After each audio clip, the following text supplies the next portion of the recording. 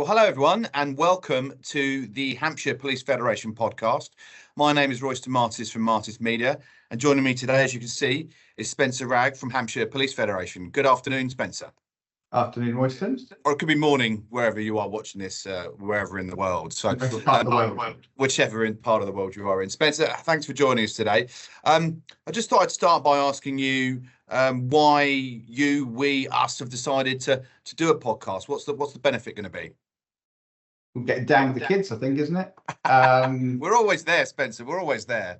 We like to think we are, but no, I think it's really important that we try to get our message out for all different means. We use a lot of social media channels predominantly, but we have to recognise that actually policing is moving on. There's different generation joining, that's for sure. And I think the messages we share are important, but actually how we do it is just as important.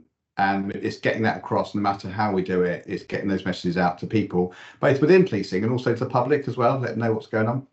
Yeah, because this podcast is going to be shown widely on Spotify, YouTube, Facebook, so on and so forth. So it can be viewed by Hampshire police officers, but it equally can be viewed by the wider world as well.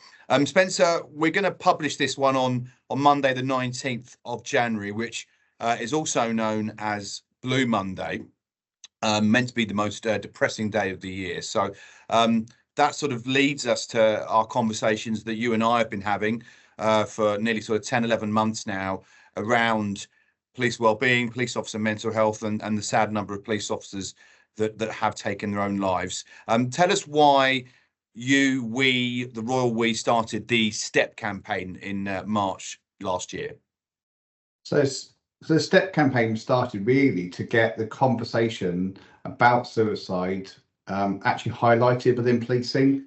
Suicide is nothing new to society. It's certainly not new to policing, but the number of us, and I've been around, I've done almost 31 years now in the police, and I've lost friends and colleagues to suicide, and we put up a thin blue line, we attend a funeral, and life pretty much goes back to normal. We continue, and then we lose someone else, and there was never any conversation. So one of the main aims around it was to actually start to bring that conversation together, because we look back at what we think are the figures from last year, and it's in double figures again of the number of officers and staff that took their own lives across the country. But there's no coordinated approach to dealing with that. It's all very sporadic within forces, and it's important. It's a really important subject. It's massively impacted to the families that obviously lose their loved ones, to colleagues, to friends, but to forces and policing in general. And no one's had that conversation today in a structured, coordinated way. We're now starting to see that change.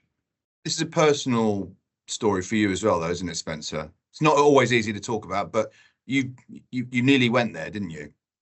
I was there. I was literally within seconds of taking my own life, sort of seven years ago today, in fact. So I know what it's like. I've experienced it, and I think when you have been there, you have a real understanding of how people can feel. I don't really understand everything. I'm a police officer. I'm not a psychologist. I've not studied any of this, but I am an experienced police officer. I know what policing is about. I know the stresses and strains, but actually sometimes it's just life. It's life stresses that get on top of you, and then you work within a traumatic, stressful environment as well. So yeah, it's massively important for me to take that part of my life, which was the worst, clearly the worst part of my life, and turn it into a massive positive and try to help as many others as we can and do what we can. It's really important. So as part of the campaign, sort of, there's a few strands, and viewers and listeners can look online on the Hampshire Police Federation website, on the Facebook page, and find out more. But a couple of the main few of the main key strands are: we want people to talk about this taboo subject. That's one of them. Another one has been mandatory trim after people attend suicides, and we know police officers attend a lot of suicides. And then one of the third key strands has been getting the Stay Alive app onto police officers' phones. And we've had some real good success, particularly around the Stay Alive app of late. Spencer, if you want to share those points with our listeners and viewers. Yeah, I think policing loves to be able to have an agenda of how to solve things. We're all activists. We all want to do something, but suicide is different in that what works for one may not work for the next person. So there's no single solution to all of this. So certainly the conversation is a starter. Certainly we know there's around 7,000 suicides every year in the UK, and every single one of those is attended by a police officer. It could be a police officer who attends numerous of those 7,000 across the year. That's not unusual.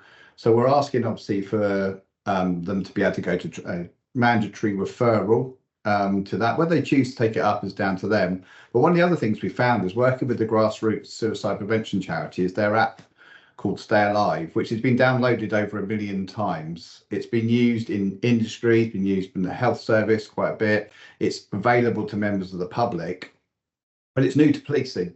And we are urging chief constables to download this app for free onto every single police mobile phone in the country, whether that's for officers, for staff, regardless of rank, but just to download the app.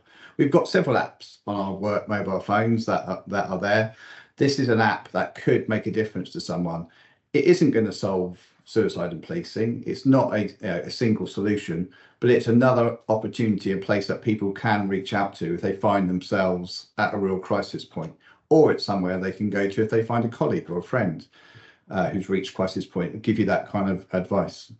It's nice to do something tangible, isn't it? Because you said at the Police Federation of England Wales conference in November, if 10 officers had been hit by a car or stabbed in their backs or the body armor hadn't worked and people were getting injured, then policing would do something about it and would be seen to be doing something about it. But 10 police officers, 20 police officers a year on average over the last sort of 20 years have died via suicide. And, as you know, I've worked in the industry for 20 years. I just haven't seen enough being done about it. But it seems like that is changing now. It is. We're obviously just into the first couple of weeks of 2026. The harsh reality is there will be a police officer, there will be a member of police staff who takes their own life this year. We won't reach everybody. We won't be able to stop this completely. But if we can reach just one person and give them an alternative or give them a place where they can reach out to, such as the app, which will signpost them directly into support services, then surely that's got to be worth trying to do. As you say, it would be if we were being run over, if we were being attacked, then something would be done at government level. But we're not seeing that. The National Federation is working obviously to lobby the government around the mandatory recording of suicides. Some forces do not even know how many officers and staff have taken their own lives. I don't understand how that can even be a thing in 2026. So we just need to push forward, give officers and staff an opportunity, one, to speak up, because actually what we have seen in the past 11 months is the more this gets talked about, the more people come forward. In society alone, 1 in 4 people will have suicidal thoughts. That's from the grassroots charity. 1 in 15 of those will go on to act something about it. With 150,000 cops, those numbers, 1 in 4, are massive. That's just and police staff as well, Spencer. When you add police staff on as well, all of us have got mortgages to pay, relationship issues, children, home, that whole just life stress. And then we come into policing, which, as we all know, provides real traumatic, difficult scenarios that we expect and actually want to attend. But why would we not provide some support to officers and staff in order to be able to cope with those situations? So we're looking at, and I may have missed some, but I'll try and reel them off the top of my head. Obviously, your force, Hampshire, Thames Valley, Surrey, Sussex, Leicestershire, I believe Gloucestershire around now. These are forces that are putting the app on their officers and staff's phone. But that's 6 out of 47 forces across the UK. More can and should be done. It can be. We're asking for chief constables, for IT departments, just take a lead in this. Suicide affects everybody. It affects call handlers, PCs that are out attending grade 1 response calls, 999 calls, chief constables. It's every single level throughout policing. So why wouldn't they? It doesn't cost them financially anything. It won't cost a force anything. Society, industry, the health service have all signed up. This app is available on Google Play Store, on Apple. It's been through all the security. I personally can't see what is the downside in downloading the app. It would be great if this app wasn't needed. It's an app we don't want people to use because that would mean they wouldn't be in crisis. But the reality of it is that there will be people out there that are suffering. There will be people out there who aren't sure what to do, don't know who to turn to, and may just make a decision to use this app rather than take their own life. And that would be amazing if they would. But again, it's one of those things, isn't it, with the campaign, with the STEP campaign, we'll probably never know how successful it has been because we won't know if it's reached someone, and that's okay. It is okay, but the fact is we don't know how bad the problem is either. Yeah. We don't know for sure exactly how many people took their own life last year. We can make a guess, and we know of several across the country that did. But to truly know how big the problem is, 1 is too many. 10, we know was definitely the figures last year. I suspect it's higher than that. So we need to come and find out what the root cause of this problem is, and see if we can actually help other people in other ways. The app is not the panacea of solving suicide and policing. We're not that naive, but it could help, and it's free. So why wouldn't we get forces, and why wouldn't chief constables take responsibility for looking after their own staff and actually download the app onto their phones?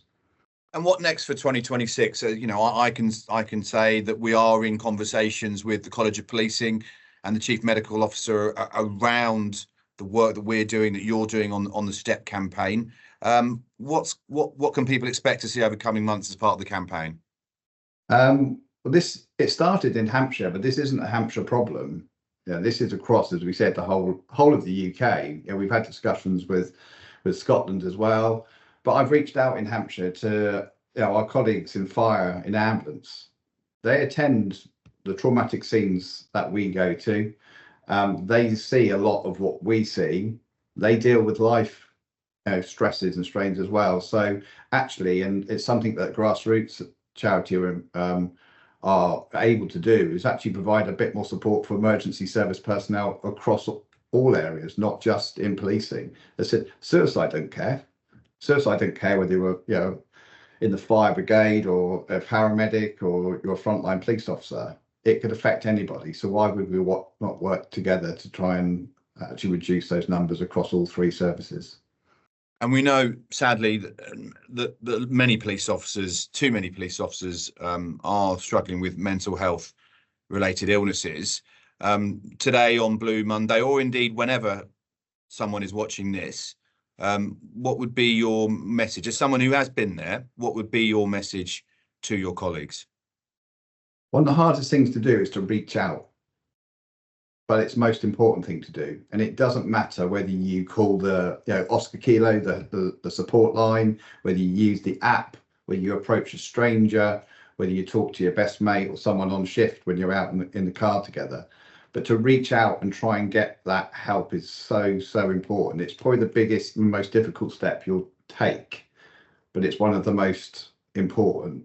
Having been to funerals of colleagues and friends, I've actually been there and I've been angry and I've been disappointed and I've not really understood, because every single person standing at that funeral would have helped, would have picked up the phone, would have done whatever they could to prevent them being at that funeral. But the sad reality is that we're all there because of a decision that someone has made. So we join policing in order to try and help others, but there's no shame in helping ourselves and looking after ourselves first. And I think that's really important.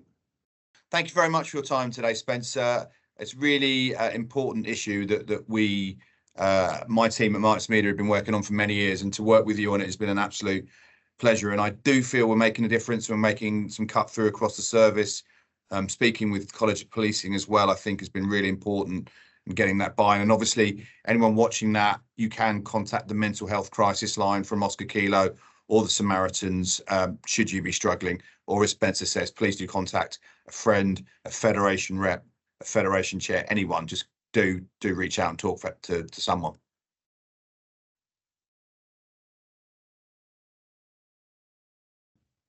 Thank you for listening. Thank you for watching. And we will see you next time on the Hampshire Police Federation podcast.